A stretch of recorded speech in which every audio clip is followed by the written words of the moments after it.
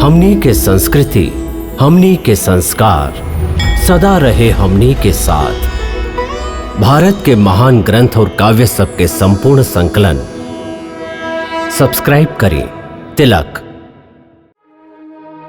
आज अभिमन्यु के तू आपन बेटा समझेला,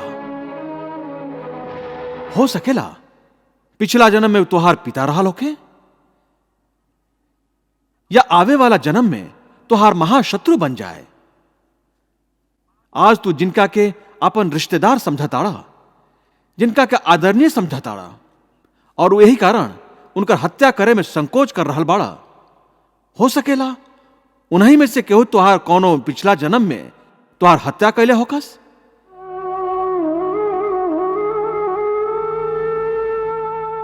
या तू ही अगला जन्म में उनकर फिर से हत्या करता।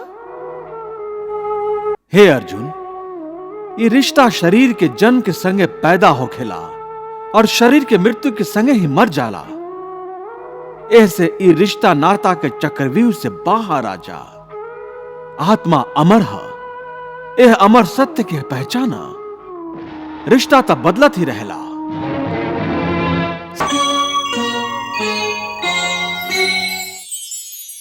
संजय, ऐसने लोग होखेलन जे परिवार में फूट डाल देवेलन, भाई के भाई से अलग कर देवेलन, अखंड परिवार में दुश्मनी के बीज बो देवेलन। ये कृष्ण तबाद के धनी बाड़न। बचपन में माखन खा खा के इनकर बात भी चिकना चुपड़ा हो गई हा। लागत आई अर्जुन के रिश्तेदारी के मुंह से निकाल के ही छोड़ी हैं। महाराज, बात साँच होखे त मनुष्य ओकरा तुरंत मान लेवेला। श्री कृष्ण के बात साँच है तबे त मन के भावेला। भावेला हमार मन में त तीर के तरह चुभ रहा हा उनकर बात।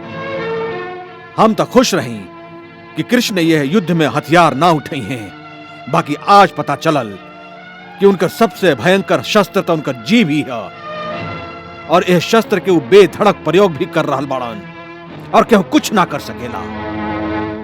अब बतावा उनकर जीव कौन सा अंगारा बरसा रहा हा।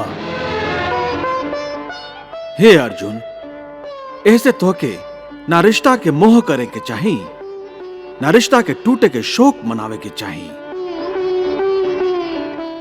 यह सांख्य योग के ज्ञान है कि मनुष्य के एगो योगी के लेखा सोचे के चाहिए कि सब रिश्ता नाता मोह के उत्पन्न करेलन, और मोह ये रिश्ता के इतना जोर से पकड़ लेवेला जैसे एगो लोभी पुरुष नदी में डूबत समय भी धन के गठरी के ना छोड़ेला।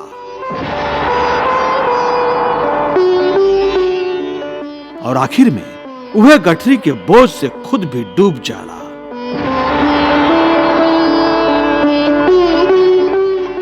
यही से अपना मन के सन्यासी बनावा और ये मोह के बंधन के छोड़ा, और यह बात पर ध्यान द कि ए समय तुहार कर्तव्य का हा, तुहार धर्म का हा, और ओकरे अनुसार अपन कर्म करा।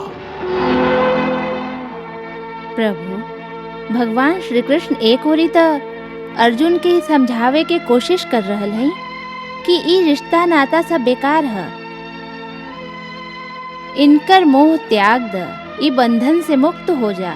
और दूसर ओरी वो अर्जुन के युद्ध करे के प्रेरणा भी दे रहल हैं। उनका सगा संबंधियन के विरुद्ध हथियार उठावे खातिर कह रहल हैं, उनकर हत्या करे के कह रहल हैं।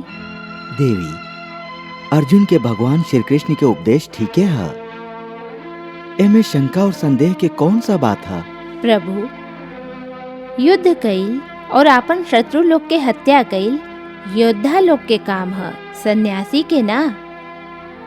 बाकी भगवान श्री कृष्ण अर्जुन के संसार के मोह त्यागे खातिर भी कह रहल हैं और युद्ध करे खातिर भी कह रहल हैं।